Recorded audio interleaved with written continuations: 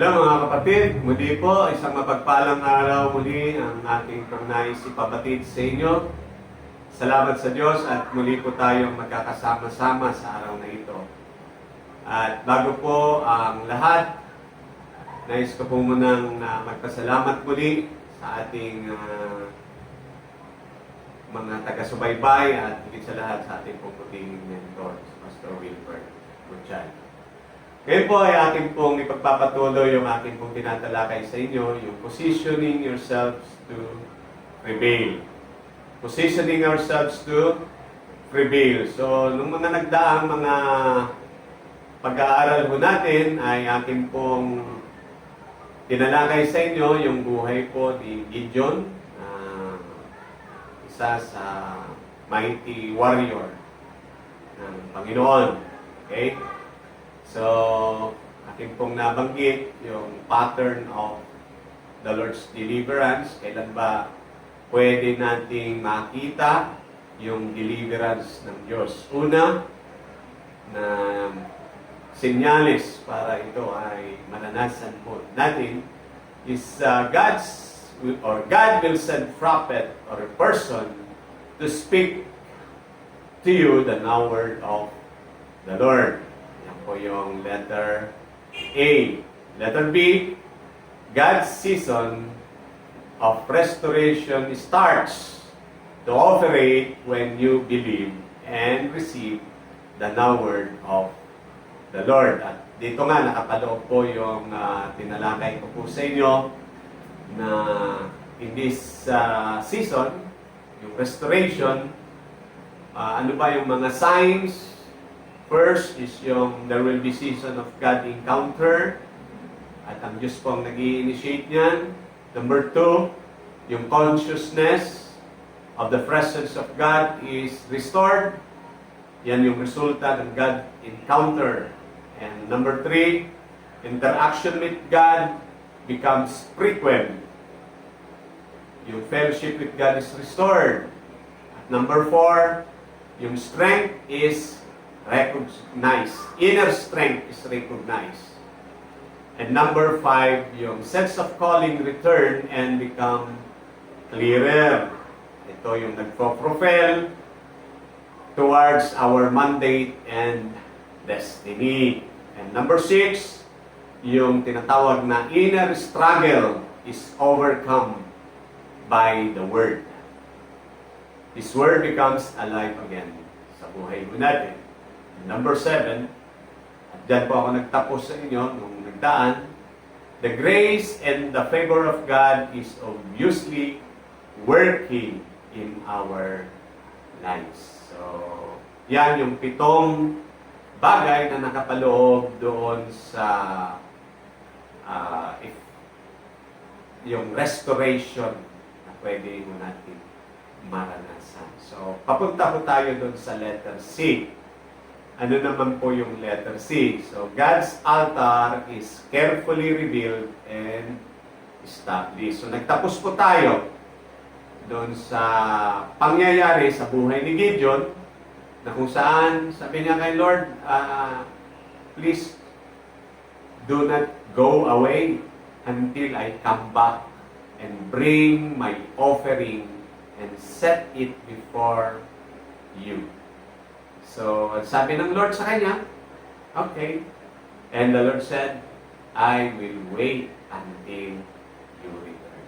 So, dito, tignan naman natin, puntahan naman natin, ano ba ang mga sumunod na pangyayari sa buhay ni Gideon, na kung saan, bakit siya yung pinili ng Diyos para pangunahan ang mga Israelita sa kanilang laban sa mga kalaban ng Diyos. Ito yung mga Midianites and mga Amorites at iba pa.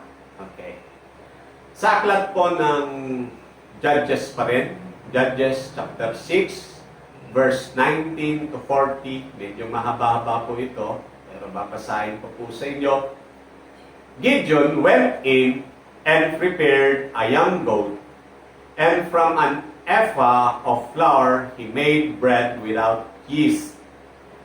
putting the meat in a basket and its broth in a pot, he brought them out and offered them to him under the oak. The angel of God said to him, "Take the meat and the unleavened bread, place them on this rock, and pour out the broth." And Gideon did so. With the tip of the staff that was in his hand, the angel of the Lord touched the meat and unleavened bread. Fire flared from the rock, consuming the meat and the bread, and the angel of the Lord disappeared. When Gideon realized that it was the angel of the Lord, he exclaimed, "Ah, sovereign Lord, I have seen the angel of the Lord face to face." But the Lord said to him, "Peace, do not be afraid. You are not going to die." So Gideon built an altar to the Lord there and called it, "The Lord is Peace." Okay, ano yung makikita ho natin dito? Gideon built an altar to the Lord and called it, "The Lord is Peace." To this day, it stands in Ophrah of the Abisharites, or Abisharites. The same night, the Lord said to him, "Take the second bull from your father's herd, the one 7 years old, tear down your father's altar to Baal, and cut down the Asherah pole beside it. Then build the proper kind of altar to the Lord your God on the top of this height, using the wood of the Asherah pole that you cut down. Offer the second bull as a burnt offering." So Gideon took 10 of his servants and did as the Lord told him. But because he was afraid of his family and the men of the town, he did it at night rather than in the daytime.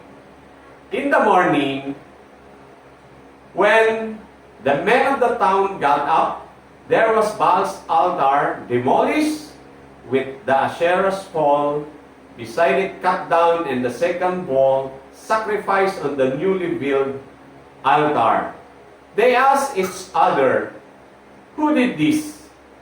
When they carefully investigated, they were told, "Gideon, son of Joash, did it." The men of the town demanded of Joash, "Bring out your son. He must die, because he has broken down Baal's altar and cut down the Asherah's pole beside it." But Joash replied to the hostile crowd around him, "Are you going to flee Baal's cause? Are you trying to save him? Whoever fights for him shall be put to death by morning." If Baal really is a god, he can defend himself when someone breaks down his altar. So that day they called Gideon Jerubbaal, saying, "Let Baal contend with him, because he broke down Baal's altar." Now, all the Midianites, Amalekites, and other eastern peoples joined forces and crossed over the Jordan and camped in the valley of Jezreel. Then the Spirit of the Lord came upon Gideon, and he blew a trumpet, summoning the Abisharites to follow him. He sent messengers throughout Manasseh, calling them to arms, and also into Asher, Shebulun, and Naphtali, so that they too went up to meet them. Gideon said to God, "If you will save Israel by my hand, as you have promised, look, I will place a wall fleece on the threshing floor. If there is dew only on the fleece, and all the ground is dry, then I will know that you will save Israel by my hand, as you said." And that is what happened.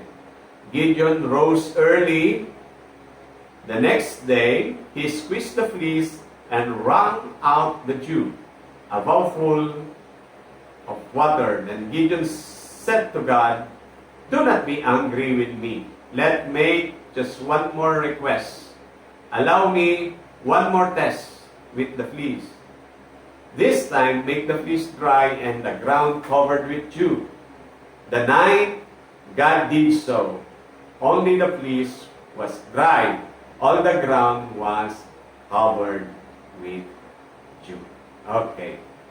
Ano yung atin pong tatalakayin? Patungkol po dito, yung letter C. Ano po? So, yung letter C, the altar or God's altar is carefully rebuilt and established. So, paano nga ba nangyari na muling naitayo yung altar ng Panginoon? First, so pero bago po yan, gusto ko pong talakayin na there are two kinds of altar that has been restored here by Gideon. Okay? Mayroon daw pong dalawang altar na muling na-restore. At ang nag-restore, ay walang iba ko, hindi si Gideon. First of all, is yung tinatawag na personal altar. And what is personal altar? Based po sa sinabi ni Pastor Wilbur, personal altar is our personal devotion to God. It is expressed through sacrifice, offerings, obedience, and ministry. Ano daw po ang ating personal altar? Ito yung personal devotion natin sa Diyos. Sa paano natin po ito na-express? Sa pamamagitan ng mga sacrifice, offering, pagsunod, at yung ministry. So despite of oppression in abnormalities of life, Gideon was able to do what was required to a person whenever that person wants to minister to God. Okay? Alam naman natin, na doon sa mga naunang bahagi ay ang mga Israelita sa tuwing sila ay malapit ng mag-ani, o kaya pag nag-aani na, biglang dumarating po ang kanilang mga kalaban at ano po ang kanilang mga ginagawa. So sinasamsam po nila lahat ang pwede nilang pakinabangan, including their livestock. So halos wala na pong matira sa mga Israelita. How come na ito pong si Gideon ay meron pa rin may sasacrifice? No? How come na itong si Gideon ay sa kabila ng mga hirap, krisis sa buhay, meron pa rin po siyang maibibigay sa Panginoon? Okay? Di po ba ngayon ay pandemya? So, maraming mga nawalan ng trabaho, nawalan ng mga hanap buhay, nawalan ng pagkakakitaan. Halos lahat ay apektado. Hindi lamang yung mundong ating ginagalawan, kundi pati ang mga mananampalataya kay Kristo. So lahat po ay affected. At hindi po ba katakataka na sa kabila ng hirap na dinaranas ng mga Israelita, itong si Gideon ay natatangi. Si Gideon ay mayroon pa rin pang-offering sa Diyos. Why? Because of na-restored po yung kanyang personal altar. So Gideon's personal altar was restored because the Lord accepted the burnt offerings. So, but the Lord said to him, "Peace, do not be afraid, you are not going to die." So Gideon built an altar to the Lord there and called it, "The Lord is Peace." Bakit tinawag niyang The Lord is Peace? Sa kabila ng kaguluhan na nangyayari, sa kabila ng oppression na ginagawa sa kanila ng kanilang mga kalaban, sa kabila na sila po ay cornered, sila ay nailayo doon sa kanilang sariling lupain. Sila ay nagtatago sa mga kuweba at iba pang lugar. Still, makikita mo natin that Gideon, tinawag niya ang Diyos that the Lord is when He built an altar. Kaya nakatama ho yung unang response po natin nung unang pumutok ang pandemya nito, mga kapatid. Ano yung unang response? I-build natin yung family altar. I-build yung family altar. Why? Kasi, alam nyo naman, marami pong mga bali-balita about dito po sa mga COVID araw-araw. So, papalit-palit na nga ng variant. Okay?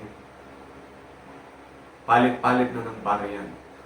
And still, naman natin, fear and pangamba at iba pa ang pwedeng maranasan ng marami. But, tulad ni Gideon, every time we commit ourselves doon sa ating family altar, nakikita mo natin na there is peace. May kapayapaan sa ating family altar. Merong kapayapaan every time ginagather natin ang ating mga mahal sa buhay. At ito ay, bagamat si Gideon, no? Personal po niya ito. Pero isang bagay ang na-restore sa kanya, personal altar. So sa atin po, din po, no? May tinuturo po sa atin, especially ang ating personal devotion sa Diyos, yung first hour of the day ay ating pong maibigay sa ating Panginoon. So when our personal altar is restored in our lives, our life, expect this spiritual experience to take place in your life. Okay, tignan po natin. Yung personal altar na yun, may mga principle or may mga bagay na makikita ko natin dito sa buhay ni Gideon. First, letter A, your sense of expectancy is very strong. Faith becomes alive. Your sense of expectancy is very strong. At yung ating pananampalataya ay nabubuhay muli. Kaya sabi niya, no? Judges 6, verse 18, please do not go away until I come back and bring my offering and set before you. And the Lord said, I will wait until you return. Please do not go away. Ito po yung expectancy ni Gideon. Very strong na eh. Dati, paniniwala pa niya eh, wala, mahina kami, kami pinakamaliit sa pamilya, we are the least of the tribe of Manasseh, maliit lang yung pamilya namin. Pero this time, siya yung nagkaroon ng encounter at muling na-reconnect sa Diyos, muling na-re-establish yung kanyang strength, or muli po siyang yung calling niya. Ang sabi niya, please do not go away. And that kind of statement na binitawan niya sa Panginoon ay makikita ho natin na meron po siyang sense of expectancy at very strong yung kanyang faith. Okay? Letter B, you start to bring the right sacrifice to the Lord. Isa sa pwedeng mangyari or mangyayari kapag mataas na yung sense of expectancy at very strong yung faith, muling nabubuhay ito, we can bring the right sacrifice to the Lord. Okay? Kaya sabi rito, verse 6 to 19, Gideon went in, prepared a young goat. Hindi ho yung matanda na, young goat, hindi makuna. Okay? Kasi ito ay offer niya kay Lord. And from an ephah of flour, he made bread without yeast. putting the meat in a basket, and it's brought in a pot. He brought them out and offered them or to him under the oak. So, naitatama na rin yung kanyang sa sacrifice sa Panginoon, pagkakaloob sa Diyos. He bring the right sacrifice. Pag ang tao ay very strong na yung kanyang expectancy, at the same time yung faith niya is alive, what's next to happen is he starts to bring right sacrifice to the Lord. Another thing, your sacrifice is characterized by obedience. Learn from the Lord. So, si Gideon po. Ang mapapansin ko natin dito, no? Yung kanyang obedience is characterized by sacrifice, or yung sacrifice niya is characterized by obedience. Kaya nung sabihan siya ng Lord, habang siya po ay tinanggap yung kanyang offering, sa verse 20 and 21, the angel of God said to him, take the meat and the unleavened bread, place them on this rock, and pour out the broth. And Gideon did so. So, alam nyo, bukod sa right sacrifice, Gideon did so. Ibig sabihin, what the Lord required, ito po ang kanyang ginawa. Hindi niya hinayaan na yung sarili lang niyang diskarte ang mangibabaw. Kundi kung anong sinabi ng Panginoon, yon ang kanyang ginawa. So with the tip of the staff that was in his hand, the angel of the Lord touched the meat and the unleavened bread. Fire flared from the rock, consuming the meat and bread, and the angel of the Lord disappeared. So, nung makita ng Diyos na completely obedience ang ipinakita po ni Gideon, he disappeared. Okay? Another thing, your spiritual encounter with God will bring His peace to replace all the anxieties and uncertainties in your life. Ang pwedeng pumalit sa anxiety at uncertainty ay kapayapaan dahil sa encounter sa Diyos. Sa simula ng kanilang pag-uusap, ating napansin na si Gideon, marami siyang mga tanong, marami siyang mga hinahanap sa Panginoon dahil yung mga patotoo nga ng kanilang mga ninuno ay na-prove na talagang ang Diyos ay mabuti sa kanila. Pero marami siyang mga katanungan until such time na talagang ma-encounter niya Diyos face to face. And dito sa encounter niyang ito, lahat ng kanyang anxiety, lahat ng kanyang uncertainties sa buhay ay makikita ho natin na palitan ito ng kapayapaan. Bakit? Sapagkat, sabi po rito sa Judges 6:21 to 24, when Gideon realized that it was the angel of the Lord, he exclaimed, sabi niyo, Sovereign Lord, I have seen the angel of the Lord face to face. But the Lord said to him, peace, do not be afraid. Ano yung sagot ng Panginoon? Peace, do not be afraid. Mga kapatid, ano bang gusto nating maranasan sa panahon ngayon? Anxiety, uncertainty, o yung kapayapaan mula sa Diyos? Ganyan, pwede ho tayong malunod sa mga sitwasyon sa buhay. Pwede ho tayong malunod sa kaliwat kanang problema. But if we continue, o kung tayo po ay mayroong spiritual encounter sa Panginoon, I believe na yung anxieties, uncertainties na lumulunod sa ating faith ang magpapaangat muli niyan ay walang iba kundi yung kapayapaan. I remember si Pedro, di ba? Sa lahat ng mga alagad, siya lang ang nakadaan sa dagat or doon sa tubig na lumulutang. Kasi meron din dumadaan sa dagat pero hindi lumulutang.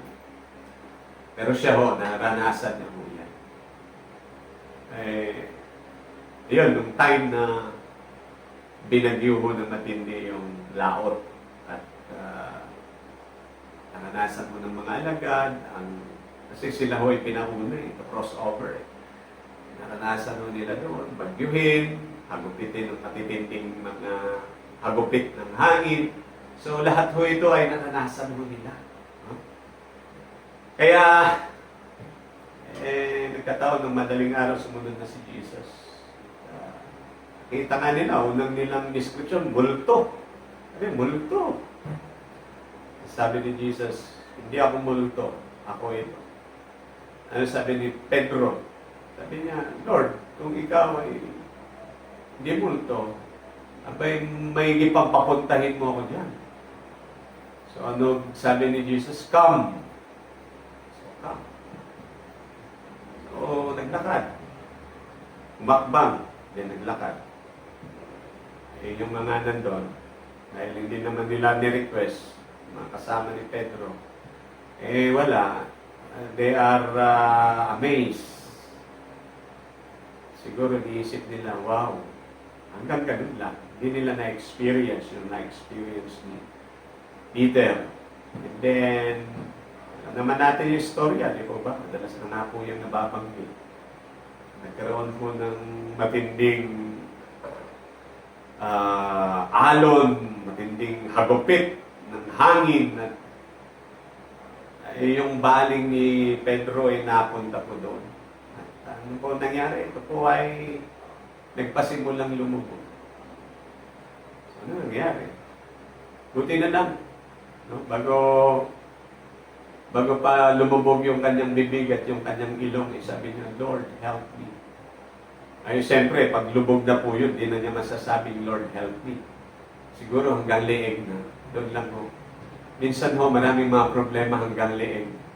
Tsaka lang natin maalala si Lord. Si Jesus. Well, ano sabi ni Lord? Siya ho ay tinulungan. Inabot ang kanyang kamay. Siya ho ay inihaon. Pinagsabihan. Medyo nalilihis kasi si Pedro ng baling hindi kay Jesus. Alam niyo, minsan pagkaganyan, pagka nakatingin ko tayo doon sa mga problema, talagang palulubugin ko tayo. Di ba? Yung nga lang maliit lang na tagyawat, pag yan ay tinutukan mo ng matindi, ng matinding pagtutok, lalaki mo yan ng lalaki. At hanggang isang araw problema na yan. So, dito po mga kapatid, tulad ni Gideon, ang makikita ho natin dito ay siya ho ay pinanatag ng Panginoon. Bakit? Nung siya nagkaroon ng encounter sa Diyos, hindi siya agam-agam na baka siya mamatay. Pero sabi ho ng Panginoon, peace, do not be afraid, you are not going to die. So, kaya tuloy, dahil peace yung nabanggit ng Panginoon sa kanya, tinawag niya yung lugar kung saan siya nag-build ng altar. At ito ang kanyang itinawag, the Lord is peace. Kaya andun pa po raw hanggang ngayon, no, sa Ofra, yung itinayo ni Gideon, the Lord is peace. Kaya siguro hindi yun nabura dahil ipinapakita lamang na totoo ng Diyos ay kakaibahan. So yan yung personal altar na muling nabuhay, muling na-revive or muling na-establish kay Gideon. Yung kanyang personal altar. It means yung kanyang personal relation sa Panginoon. Pag naayos yung personal relation niya sa Lord, magiging maayos ang kanyang pananaw, magiging maayos yung kanyang sacrifice, pagbibigay at obedience. Nagiging tama lahat yun. Pag una naayos yung relasyon. Di ba ganyan din po? No? Unless na tayo ay makipag-ayos sa Panginoon, lahat ng lakad natin sablay. Kaya importante maging... Kasi sa totoo lang, hindi ho tayo manalo sa Diyos. Huwag na ho tayo makipagtunggali sa Panginoon. Dahil hindi naman talaga tayo mananalo sa Diyos. Because God is always right. And we are always wrong. Kaya po ang Diyos ay mabuti. Ngayon,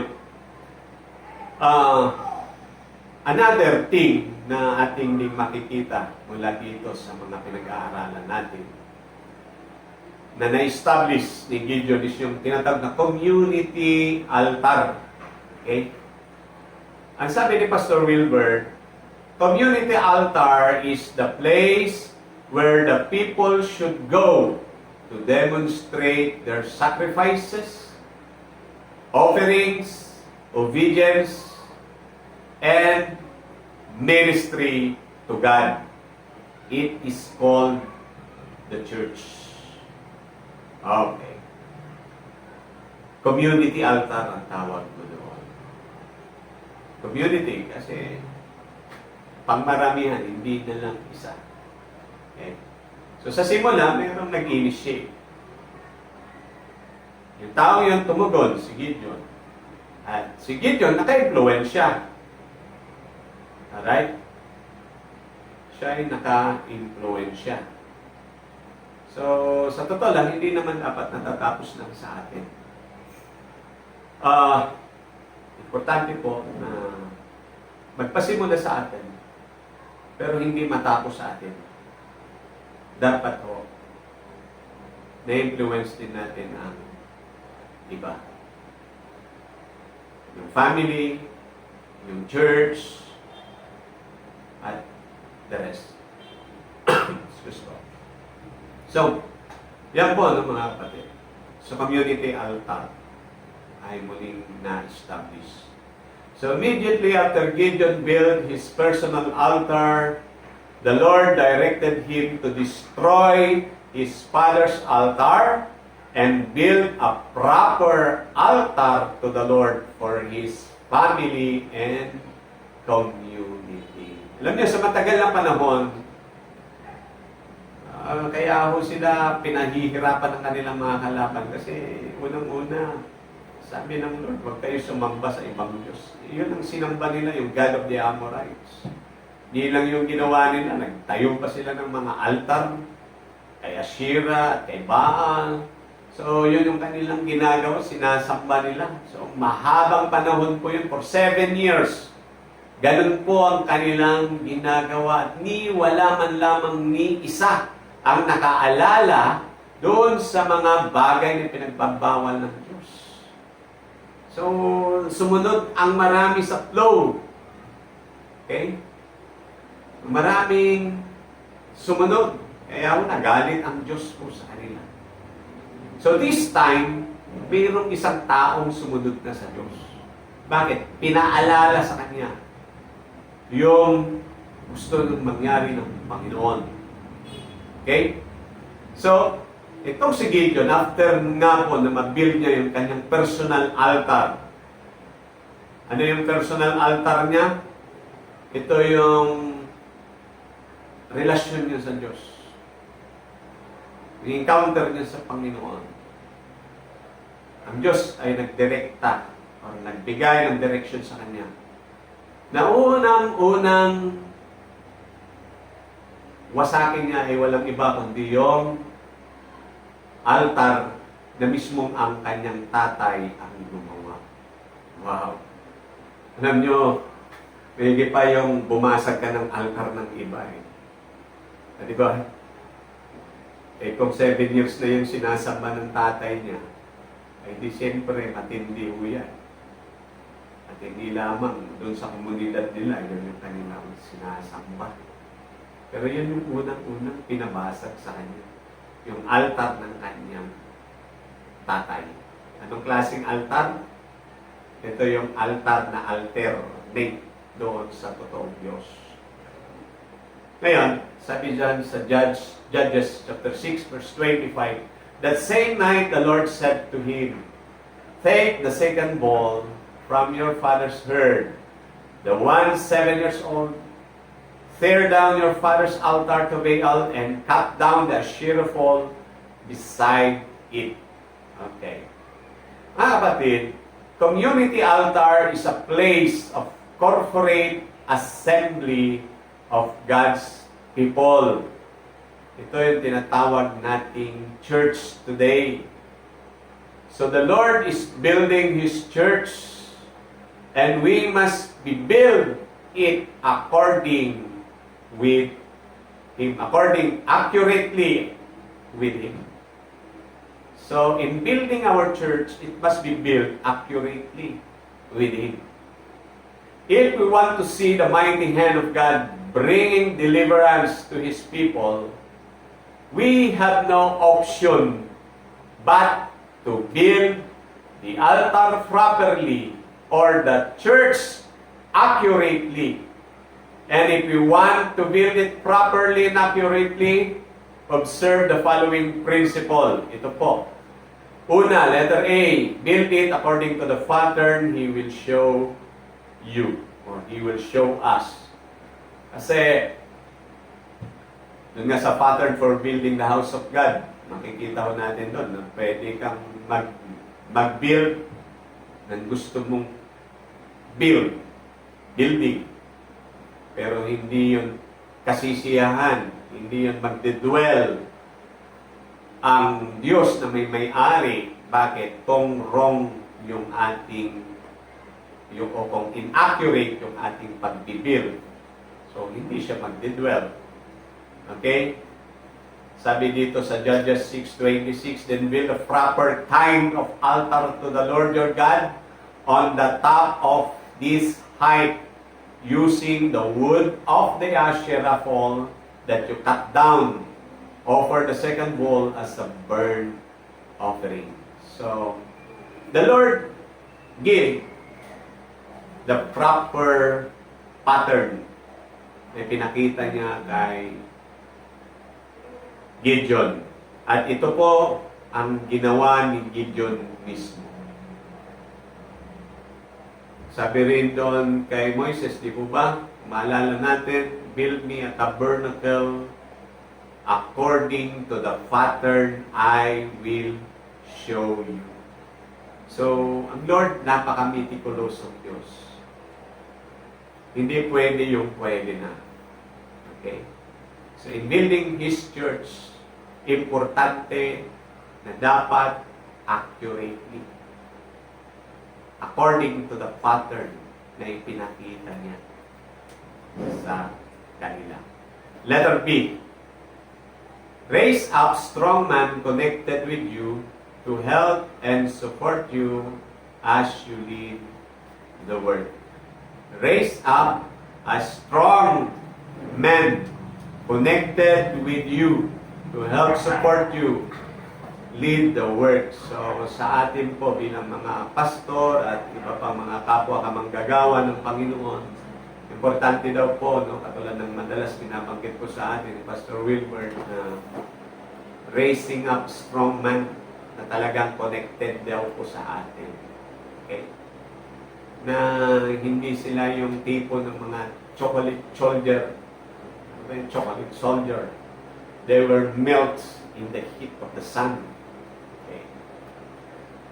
Kaya sa pagre-raise up ng mga strong men, ay talagang it takes time to do it. So, mahaba-habang process po yan. Hindi po yan nakukuha sa overnight. So that's why, sa mga katulad kong pastor, we need somebody to mentor us or father us in order for us na yung pong may mga apostolic grace na tawag, talagang sila po yung tumutulong para yung pong church kung saan ay pagmamayari mismo ng Panginoon ay mag-build according to the pattern. Okay? So, at sa pag-build po ng church, we need a strong man connected dun sa pinaka-set man of the house. Siyang tutulong, susuporta para yung trabaho ay matapos. Sa Judges chapter 6 verse 27, makikita natin dito. So Gideon took 10 of his servants and did as the Lord told him. Anong ginawa ni Gideon? After ng instruction ng Lord sa kanya, he took 10 of his servant. Alam nyo, kahit 10 lang po yan, kung talagang strongly connected sa kanilang mga pastor, maaasahan sa lahat ng oras, sa lahat ng panahon, talagang yan ho ay matatawag na hong team na talagang matibay, hindi mabilis, matibay. Okay. Okay. Sabi rito, but because he was afraid of his family and the men of the town, he did it at night rather in the daytime. So, strategy din po yun, no? Na may tuturing. Bakit ginawa niya sa gabi? Kasi nga, pagka sa araw nga naman, winawasak mo yung 7 years na nilang sinasamba na mga Diyos-Diyosan. On the spot, wawasakin mo yun na nakikita nila. Wala na. Finish ka na rin. Di ko ba? So, it takes strategy. So, dito, nagkaroon ng strategiya si Gideon. Ginawa niya sa gabi, para kung magreklamo man yung kanyang pamilya, wasak na yung kanilang ginawang altar ng Diyos-Diyos sa nila. So, yun na nangyari. No? Nagreklamo sila, pero wala na. Yung ang tatay niya na supposed to be unang-unang magagalit, nagsabi na kung yung ating sinasamba na yan ng Diyos-Diyosan, kaya niyang ipagtanggol ang sarili niya. Hindi sana, pinagtanggol na. No? Hindi nawasak. Pero nawasak pa rin. It means, hindi talaga totoo. Okay. Letter C, build it with strategy and with the right people. So sa pag-build ng community altar, yung tinatawag na church, build it with strategy. Okay. Di bara-barabay. And with the right people. With the right people. Judges 6:27, so Gideon took 10 of his servants and did as the Lord. So, bakit servants?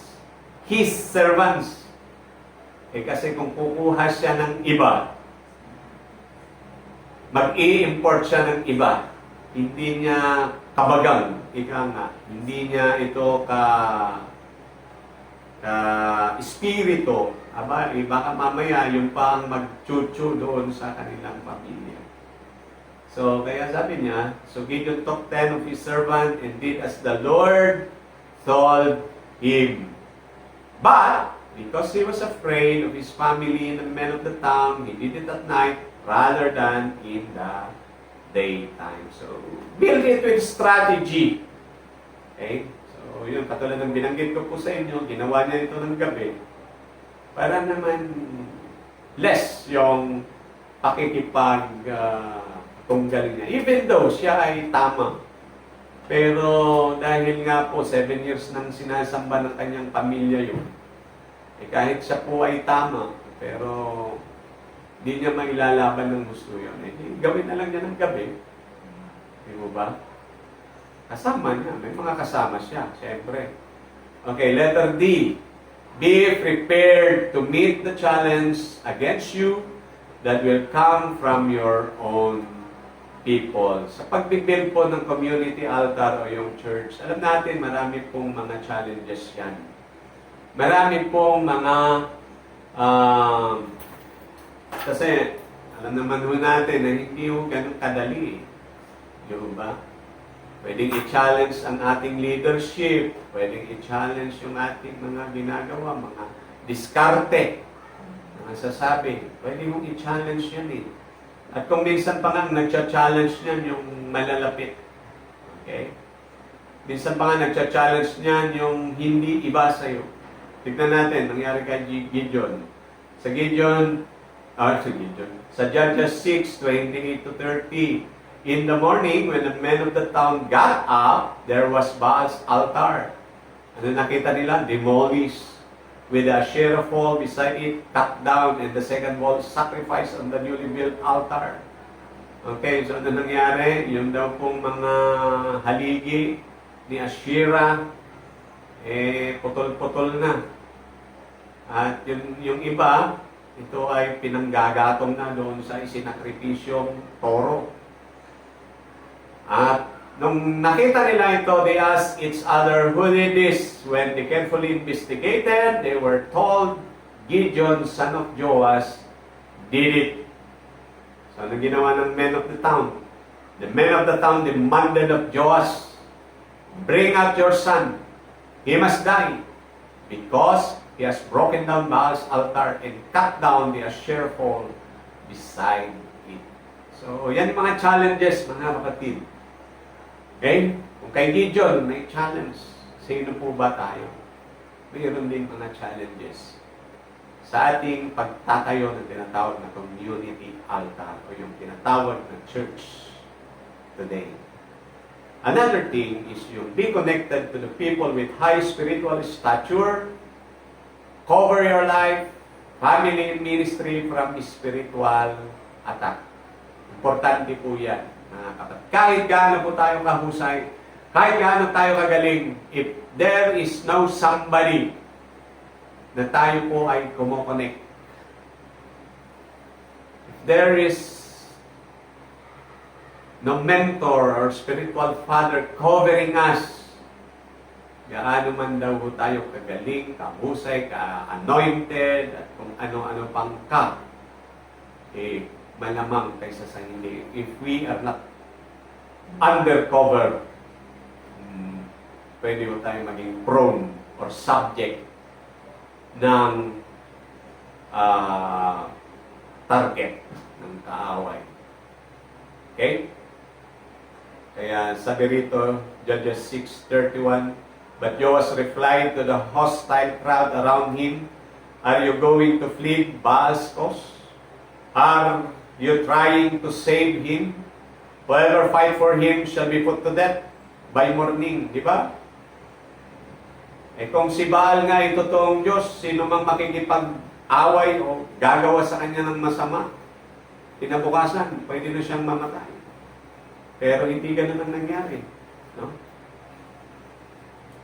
If Baal really is God, he can defend himself when someone breaks down his altar. Yan po yung sabi po ni Joash, tatay ni Gideon. Buti na lang may tatay siya. Yung tatay niya, siyang nag-cover sa kanya. Mga kapatid, if there is someone or somebody sa buhay mo natin na nag-cover sa atin, hindi mo natin mararating yung destiny na para sa atin. Kaya dyan ho ka-importante na tayo po ay konektado sa isang tao with high spiritual stature than us. Bakit high spiritual stature? Kasi there are, Pastor Wilbur, there are different levels of growth or spiritual growth ng tao. Okay? So, yung spiritual stature, yung stature na tinatawag, talagang dapat matindi ho yun. At yun ho, magko-cover sa ating buhay para ho tayo maging safe. Hindi lamang tayo, kundi pamilya natin, at ang ministry pinagkatiwala na sa atin. Laban sa mga spiritual na atake. Kasi there are always opposition. Kahit nga sa naturally, kahit nga sa mga gobyerno ho na umiiral dito sa lupa, there are always opposition. Okay? Laging mayroong nag-o-oppose. Yung pa kaya gawain ng Diyos. Altar ng Panginoon, community altar o yung church na tinatawag. Laging huyang mayroong opposition. Yung iba hindi lang nagsasalita. Di ba? Pero may makita lang na maliit na pagkakamali mo. Yung mga dati mong pinakakain ng kanilang spiritual food, sila rin yung ibang magpapapako sa iyo sa krus. Nangyari na po yan kay Jesus. Amen. So, letter F, be prepared to face the enemy outside your camp that will try to stop what you are doing to God. So, be prepared to face the enemies outside your camp. Okay. So, hindi lamang ang enemy nasa loob, even yung nasa labas. Marami pong mga obstacle. So, those obstacles or enemies, they will try to stop what you are doing to God. Kasi alam niyo po, hindi naman madaling mapasuko si Satan. Okay? Kaya ay, matindi na ang existence niyo kaysa sa atin. Bago pa tayo pinanganak, nandyan na yan. Hindi o ganun kadali. Marami po talagang pwedeng kaharapin. Especially sa atin po na mga binigyan ng pagkakataong makapaglingkod sa Diyos. Okay? So be prepared. Kaya sabi Judges 6:33, now all the Midianites, Amalekites, and other eastern people joined forces and crossed over the Jordan and camped in the valley of Israel. Isang pangyayari dito, no? Hindi lamang Midianite ang kalaban ng Israel, kundi combination ng mga Amalekites at saka yung mga eastern people, mga taga-silangan. Sila po ay sama-sama. Para ano? They join forces to cross over. So the enemies will advance towards us or towards you, but they will never stop you because God has already positioned you just like Gideon. Gideon was positioned to prevail. Hallelujah. Paano ba natin malalaman na tayo ay mag-prevail? Okay? First, the Spirit of God is in you. That's the first thing. In order for us to prevail. Judges chapter 6:34, di pa rin po tayo maalis dyan. Then the Spirit of the Lord came upon Gideon, and he blew a trumpet, summoning the Israelites to follow him. Ang Espiritu ng Diyos ay sumasa kanya. Sabi sa Romans 8:31, what then shall we say in response to this? If God is for us, who can be against us? Hallelujah. Mga kapatid, isang bagay na nais ng Diyos, makapag-prevail ko tayo. Prevail, makapagtagumpay, ma-overcome natin yung mga bagay na kinakaharap natin. So God will help us through His Spirit pag sinunod natin yung mga nauna na nating tinalakay. Okay? Letter B. Ano po ba yung senyales that we can prevail? B, your strength will not fail you because God, the people, and your mandate. Your strength will not fail you because of God. Okay? Ang nakakalungkot ho sa mga panahong ito, marami yung mga nagdi-disconnect, marami ang mga pinanghihinaan ng loob. But if we continue to restore yung mga naunang nabanggit, yung personal altar, yung community altar, yung kailangan nating strength, mismo ang Diyos ang magbibigay. That's why your strength will not fail you because of God, and then hindi lang yun, magbibigay din ang Diyos ng tamang tao para yung mandato natin ay matapos. Sabi rito, Judges 6:13-17, But Sir, Gideon replied, If the Lord is with us, why has all this happened to us? Why are all this wonder that our father told us about when they said, Did not the Lord bring us up out of Egypt? But now the Lord has abandoned us and put us into the hand of Midian. The Lord turned to him and said, Go in the strength you have and save Israel out of Midian's hand. Question, saan galing yung strength na meron pa si Gideon? Bukod pa dun si bibigay ng Diyos. Okay. Dahil yung strength na yun yung andyan pa, naka-impact lang, kailangan lang gisingin. Alam niyo ho, hindi naman overnight ay ang isang lingkod ng Diyos ay bigla na lang titigil. Di yun. May pasimula yan. Marahil sa simula na open or meron siyang mga expectation hindi nangyari. And then, walang nag-encourage, walang na-word na naririnig. Hanggang hindi humihina. Pero, pag mayroon mo muling na-encounter, yung maliit na strength na yun ay muling lumalabas. Kaya sabi po dito ng Lord sa kanya, Go in the strength you have and save Israel out of Midian's hand.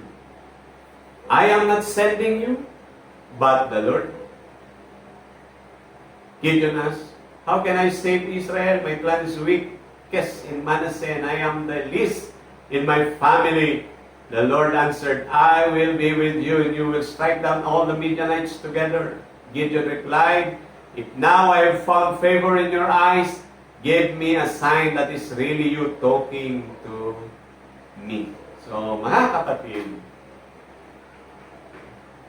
gusto kong iparating din sa inyo na kung kukunti ng iyong lakas, kailangan mo talaga ang Diyos. Kailangan mo ng tao na magre-reinforce sa iyo. Pero una sa lahat, kailangan mo ang Diyos. Kailangan natin ang Panginoon.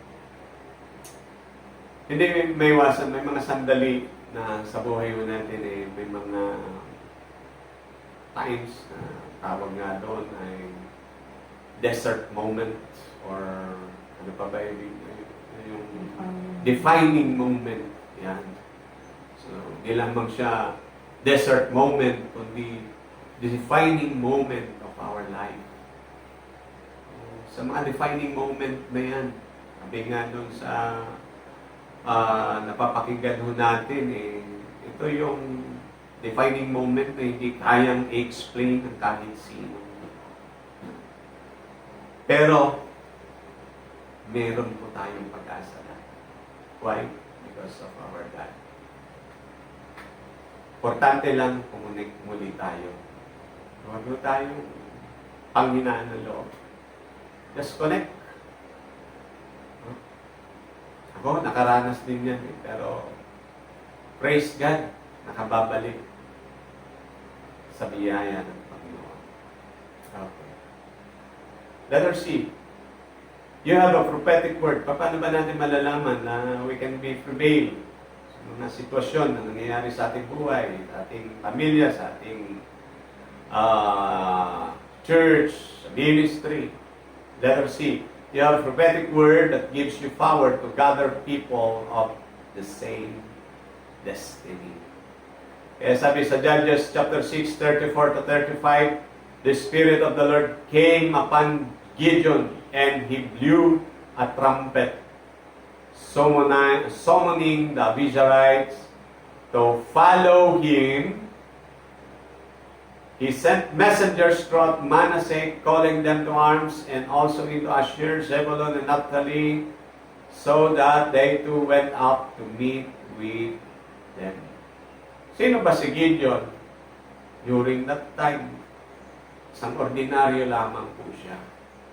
Pero this time, makikita mo natin, because of the strength na tinanggap niya sa Panginoon, and the prophetic word na narinig niya doon sa anghel, na siya ay mighty warrior, siya yung gagamitin ng Lord to deliver Israelites from the hands of the Midianites. Aba, at hindi mo yung sumunod na pangyayari. Ginawa ko niya, he blew the trumpet, summoning the Israelites to follow him. Nangyari? Yes, marami pong tumugon. Actually, kung ating nang ipapass forward, talagang sobra-sobra yung dumating. Kaya nasabi ni Lord, 300 lang ha. 300 lang ang kailangan. Okay. Mga susunod na po yun. Okay. So, letter D, God has given you the assurance of your call, His presence, and victory. God has given you the assurance of your call.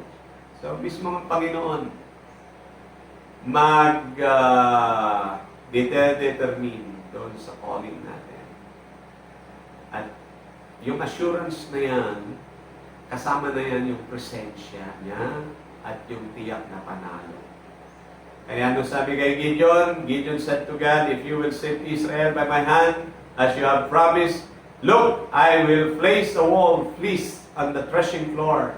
If there is a dew only on the fleece, and all the ground is dry, then I will know that you will save Israel by my hand, as you said. And that is what happened.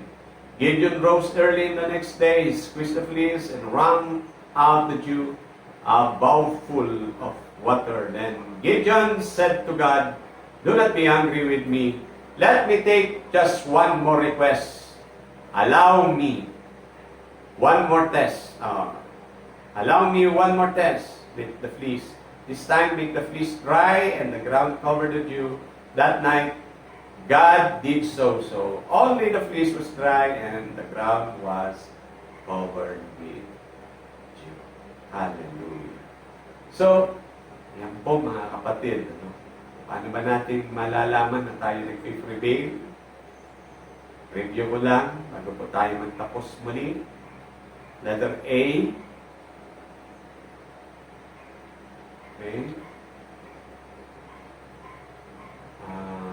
Paano natin na itatayo yung community altar? First, letter A. Build it according to the pattern He will show us. Letter B. Rise up strong men connected with us or you to help and support you as you lead the work. Letter C. Build it with strategy, with the right people. Letter D, be prepared to meet the challenge against you that will come from your own people. Letter E, be connected to people with a higher spiritual cover that cover your life, family, ministry, and from spiritual attack. And letter F, be prepared to face the enemies outside the camp that will try to stop us or stop you from doing what you are doing for God. Paano natin malalaman that we are prevailing? Number one, the Spirit of God is in you or in us. Number two, our strength will not fail us because of God and the people and yung mandato natin. Letter C, we have a prophetic word that gives power to gather people of the same destiny. Letter D, God has given you or us the assurance of our call or your call, His presence and victory. So, maasahan mo natin ang Diyos. Hallelujah. Kaya lang mga kapatid, importante po sa atin na lagi po tayong connected. Connected lagi sa Diyos, connected sa career ng ating kasya. At makatitiyak po tayo, we will prevail. Every circumstances, everything that is unforeseen circumstances na dumarating sa ating buhay. Ngayon pong araw na ito, nais ko pong mag-iwan sa inyo ng isang mapayapang araw. Pagpalain po tayong lahat ng ating Panginoon Yesu Cristo. God bless us all. Were you blessed with the message today? If so, please like, subscribe, and hit the bell button below for updates. Thank you for watching and see you next streaming.